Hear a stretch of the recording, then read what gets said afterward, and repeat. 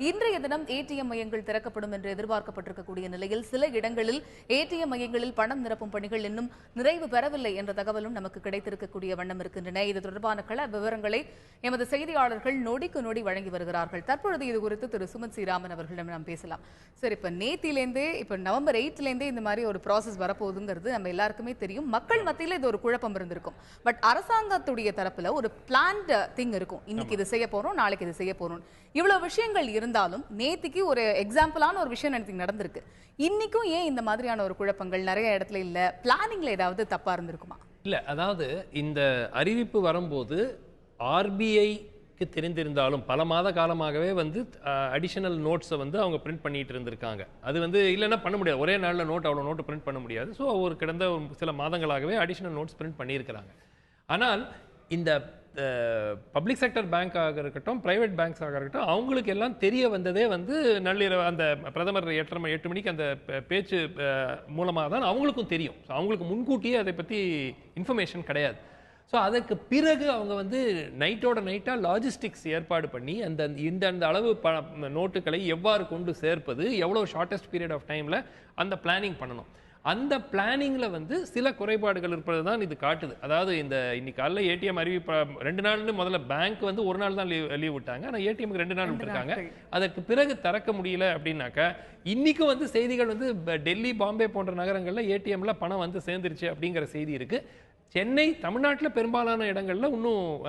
But நமக்கு கிடைத்திருக்கிற செய்தி இன்னைக்கு டியூரிங் த டே போக போக அடுத்த சில மணி நேரங்களில் ஏடிஎம்களுக்கு அந்த பணம் சேரும் அப்படிங்கிற இதுதான். ஆனாலும் பார்த்தீங்கன்னா இந்த டாஸ்க் மிக பிரம்மாண்டமான ஒரு டாஸ்க். ஏன்னா ஏடிஎம்ல கூட இன்னைக்கு 2000 ரூபாய் வரைக்கும் தான் உங்களுக்கு விட்ரா பண்ணலாம். ஸோ ஏடிஎம்ல போய் நீங்க உங்க பிரச்சனையை ஒரே ஸ்ட்ரோக்ல தீர்க்க முடியாது. இன்னைக்கு பொழுதுக்கு நாளைக்கு பொழுதுக்கு ஒரு 2000 ரூபாய் எடுத்துக்கலாம். ஆனால் இது தொடர்ந்து அடுத்த சில வாரங்களுக்கு இது தொடர்ந்து நடந்தால்தான் இந்த ஃபில்லிங் பிளஸ் பேங்க் மூலமாக ஒரு 3 அல்லது 4 வாரங்களில் ஓரளவுக்கு இம்ப்ரூவ்மெண்ட் வரும் அப்படிங்கறத பார்க்கலாம். ஆனா ஒரு நாள் 2 நாள்ல ஒன்னும் பெரிய அளவுல மாற்றம் கொண்டு வரது கஷ்டம். தெரியாது. இன்னொரு விஷயம் நான் கேட்கணும்னு நினைக்கிறேன் சார். கரன்சி செஸ்ட் சென்னையை பொறுத்த வரைக்கும் நிறைய இடத்துல இருக்கு அப்படிங்கிறது நேற்றைய தினம் நம்ம ரிசர்வ் வங்கியுடைய மண்டல மேலாளர் அவரும் சொல்லியிருந்தாரு. அதனால அந்தந்த இடத்துக்கு சென்னையை பொறுத்த வரைக்கும் நம்ம இந்த கிரைசிஸை கொஞ்சம் கட்டுப்படுத்த முடியும் இல்லையா? இப்ப நீங்க சொன்ன மாதிரி உள் மாவட்டங்களுக்கோ இல்ல இன்னும் தென் மாவட்டங்களுக்கோ கொண்டு போறது ஒரு பிரச்சனையா இருந்தாலும் பக்கத்திலேயே இருக்கக்கூடிய இடத்துல அந்த கேஷ் லோடிங் ஏஜென்சிஸ் இவங்க மூலமா நம்ம நிரப்புறது ரொம்ப ஈஸியா பண்ணலாம். நீங்க ஒன்னு பாருங்க, நேத்து உதாரணத்துக்கு 480 கோடி தமிழ்நாட்டில் விநியோகம் செய்யப்பட்டிருக்கிறது வங்கிகள் மூலமாக. 480 கோடிங்கிறது ஒரு பெரிய தொகையா நமக்கு தோணுது. ஆனா நீங்க பாத்தீங்கன்னா கிட்டத்தட்ட தமிழ்நாட்டில் இருக்கிற 85% நாணயம் செல்லாதுன்னு சொன்ன பிறகு 480 கோடிங்கிறது கிட்டத்தட்ட 12 லட்சம் பேரோ 15 லட்சம் பேருக்கு தான் அந்த பணம் வந்திருக்கு. 4000 ரூபான்னு கணக்கு வச்சாக்க சில பேர் 2000 ரூபாய் வாங்கியிருக்கலாம், சில பேர் 1000 ரூபாய் வாங்கியிருக்கலாம். ஸோ அந்த அடிப்படையில் பார்த்தீங்கன்னா ஒரு 20 லட்சம் பேருக்கு தான். ஒரு 7 கோடியில் கிட்டத்தட்ட 4-5 கோடி மக்களுக்கு பணம் தேவை அப்படிங்கிற ஒரு சூழல் ஏற்படும் போது அதில் ஒரு குடும்பத்தில் 4 பேர்னு வச்சா கூட உங்களுக்கு 2 கோடி மக்களுக்கு இல்லை 3 கோடி மக்கள் வங்கிக்கு சென்று பணத்தை எடுக்கக்கூடிய ஒரு சூழல் இருக்கும் பொழுது 12 லட்சமோ 15 லட்சமோ 20 லட்சம் பேருங்கிறது அதில் நாட் ஈவன் ஒரு 5% 6% கூட அது சாட்டிஸ்ஃபை பண்ணுறது இல்லை. ஸோ தொடர்ந்து இது நடந்தால்தான், அடுத்த சில நாட்களுக்கு சில வாரங்களுக்கு நடந்தால்தான் நிலைமை ஓரளவுக்கு சீராகும் அப்படிங்கிற எதிர்பார்ப்பு. அப்ப நேத்திக்கு எப்படி நம்ம ஒரு வங்கிகளுக்கும் பணம் போயிட்டே இருந்துச்சோ அந்த மாதிரி இன்னும் ஒரு வார காலத்துக்கு மேல தொடர்ந்து போயிட்டே இருக்கணும் அப்படிங்கிறது உங்களுடைய கருத்து? போயிட்டு தான் இருக்கும். ஏன்னா நேற்று ஒரு ரொம்ப ஸ்மால் நம்பர் மக்களுக்கு தான் உங்களுக்கு நீங்க எப்படி கணக்கு போட்டாலும் ஒரு 20 லட்சம் பேர் 25 லட்சம் பேர் அவங்களும் திரும்பி போவாங்க. நிருபர் கேட்டார் இல்லையா, நேத்து நான் கியூல நின்றுட்டு 1000 ரூபாய் கொடுத்தாங்க சார், இன்னைக்கு திருப்பி வந்துட்டேன்னு. சோ உங்களுக்கு அதே நபர்கள் திருப்பியும் போய் தான் ஆகணும். ஏன்னா 2000 ரூபாய் வச்சுட்டு நீங்க எவ்வளவு நாள் ஓட்ட முடியும்? But at the same time rotation ஆரம்பிச்சிருக்கும். அது ஒரு பக்கம் இருக்கு. அதுலயும் ஒரு சிக்கல் இருக்கிறது. அதாவது நீங்க 100 ரூபாய் நோட்டு 50 ரூபாய் நோட்டு போன்ற நாணயங்களை பெரும் அளவில் கொண்டு போனாதான் உங்களுக்கு ரொட்டேஷன் வரதுக்கு. இப்ப 2000 ரூபாய் நோட்டு நேற்று எடுத்திருக்காங்க. அதை கொண்டு போய் எங்க கொடுப்பாங்க? எங்க கொடுத்தாலும் 2000 ரூபாய்க்கு நீங்க பொருள் வாங்குனீங்கன்னா பிரச்சனை இல்லை. இப்போ 500 ரூபாய்க்கு நீங்க போய் ஒரு ஹோட்டல்ல போய் சாப்பிடுறீங்க. ஒரு குடும்பம் போகுது 500 ரூபாய்க்கு ஒரு ஹோட்டல்ல சாப்பிடுறாங்க. 2000 ரூபாய் நோட்டு கொடுக்குறீங்க. அவங்களுக்கு எப்படி சேஞ்ச் கிடைக்கும்? அவங்க அந்த ஹோட்டல் உரிமையாளரிடம் அதற்கு திருப்பி கொடுப்பதற்கு சில்லறை இல்லை. ஸோ அவர் என்ன சொல்றாரு, நான் பழைய நோட்டு தான் கொடுப்பேன் அப்படிங்கிறாருன்னா அது பழைய நோட்டை இவங்க வாங்க மாட்டாங்க. ஸோ இந்த சிக்கல் 2000 ரூபாய் நோட்டை விநியோகம் செய்வதால் இந்த சிக்கல் தீரப்போறதில்லை. அன்லெஸ் ரூபாய் நோட்டு அதிகமா கொண்டு வரணும். நேற்று வந்த செய்தி பிரகாரம் புதிய 500 நோட்டு நிறைய நபர்கள் பெற்றதாக எந்த விதமான ஒரு தகவல் வரல. நம்ம பார்த்த போட்டோகிராஃப்ஸ் எல்லாமே 2000 நோட்டு எந்த ஒரு வங்கிக்கும் விநியோகமும் செய்யப்படவில்லை. சோ பெரும்பாலான நோட்டு பாத்தீங்கன்னா 2000 நோட்டு தான் அவங்க நேற்று விநியோகம் பண்ணியிருக்காங்க.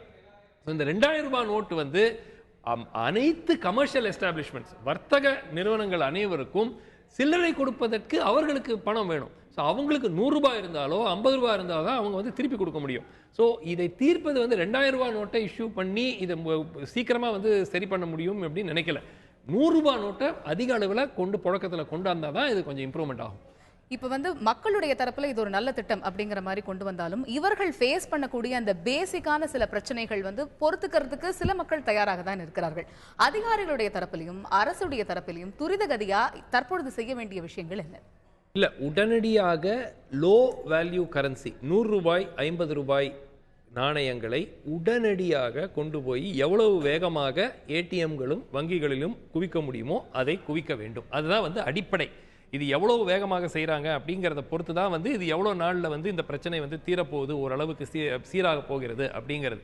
மற்றதெல்லாம் நீங்கள் எக்கானமியில் இருக்கிற இம்பேக்ட் அதெல்லாம் வந்து அப்புறம் பார்த்துக்கலாம். இப்போ அடிப்படையாக அவங்களுடைய தினசரி வாழ்க்கையை நடத்தக்கூட பணம் இல்லாத, பணம் வச்சுக்கிட்டு ஆனால் கரன்சி நோட் இல்லாத அந்த மக்கள் அவதிப்படுறாங்க. ஸோ அதுக்காக இன்றை பொறுத்த வரைக்கும் இன்று நாளை மறுநாளில் 100 ரூபாய் நோட்டுகள், 100 ரூபாய் நோட்டு புழக்கம் வந்தால் நீங்கள் 2000 ரூபாய் நோட்டு எல்லாருக்கும் கொடுக்கறதுல வந்து இந்த ப்ராப்ளம் சால்வ் ஆக போகிறதில்ல. ஏன்னா கமர்ஷியல் எஸ்டாப்ளிஷ்மெண்ட்டுக்கு ஒரு 2000 ரூபாய் நோட்டுக்கு நீங்கள் 100 ரூபாய் நோட்டு கொடுத்தா தான் உங்களுக்கு அதுக்கு சேஞ்ச் கொடுக்கறதுக்கான அந்த சர்க்குலேஷன் வரும். ஸோ 2000 ரூபாய் நோட்டை விநியோகம் பண்ணிட்டோம், 2000 ரூபாய் நோட்டு விநியோகம் பண்ணிட்டோம், பிரச்சனை தீர்ந்துதுங்கிறதுக்கு சொல்கிறதுக்கான அடிப்படையே இல்லை. ஸோ 2000 ரூபாய் நோட்டு கொடுத்தீங்கன்னா அவங்களுக்கு லீகல் டெண்டர் அவங்க கையில் இருக்குது.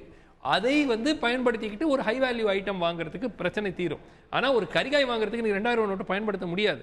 ஒரு சூப்பர் மார்க்கெட்டில் போய் வாங்கிட்டு வரதுக்கு முடியாது, பஸ்ஸில் கூட முடியாது. ஸோ இன்னைக்கு இன்னொரு கவலை என்னன்னா, அந்த கெடு, அதாவது ஒரு ரயில் நிலையத்திலோ ரயில் டிக்கெட் வாங்குறதுக்கோ ஏர்லைன் டிக்கெட் வாங்குறதுக்கோ இல்லை பெட்ரோல் போடுறதுக்கோ இது எல்லாத்துக்கும் வந்து பழைய நோட்டை இன்று நள்ளிரவு வரைக்கும் பயன்படுத்தலாம். அதுக்கு பிறகு இந்த நோட்டுகளும் கிடைக்கலன்னா இதெல்லாம் வேற முடங்கக்கூடிய ஒரு அபாயம் இருக்கிறது. ஏன்னா இன்னைக்கு நைட்டுக்குள்ள கொண்டு போய் ஏடிஎம் ஃபில் பண்ணி மக்களுக்கு ஒரு பேசிக் அளவுக்கு பணம் கொடுக்கலன்னா இந்த சேவைகள், இது வந்து அத்தியாவசிய சேவைகள், ஸோ அத்தியாவசிய சேவைகள் முடங்கக்கூடிய ஒரு அபாயம் இருக்கிறது. ஸோ அன்லெஸ் இன்னொரு ஆப்ஷன் அரசாங்கம் மக்கள் படும் பாடை பார்த்து இந்த டெட்லைன் இன்னைக்கு நைட் வரைக்கும் பழைய நோட்டு அது வந்து ஞாயிற்றுக்கிழமை இரவு வரைக்கும் எக்ஸ்டெண்ட் பண்ணாங்கன்னா அட்லீஸ்ட் இந்த 2 days இந்த செக்டர்ஸ்ல பெரிய பாதிப்பு இல்லாமல் பார்த்துக்கலாம். நிச்சயமாக ஒன்று லோ கரன்சி நோட்ஸ் கொஞ்சம் அதிக அளவில் அவங்க விநியோகம் செய்ய துவங்கணும். அதே போல இந்த மாதிரி இந்த சுங்கச்சாவடிகளில் காலக்கெடு இன்னியோட முடிவடையக்கூடிய இந்த சூழலை அவங்க இன்னும் நீட்டிக்கலாம். நீங்க சொன்ன மாதிரி நிச்சயமாக இது ஒரு நல்ல கருத்தாக இருக்கிறது. சிறப்பு நேரலையில் இணைந்து கருத்துக்களை பதிவு செய்து உங்களுக்கு நன்றி.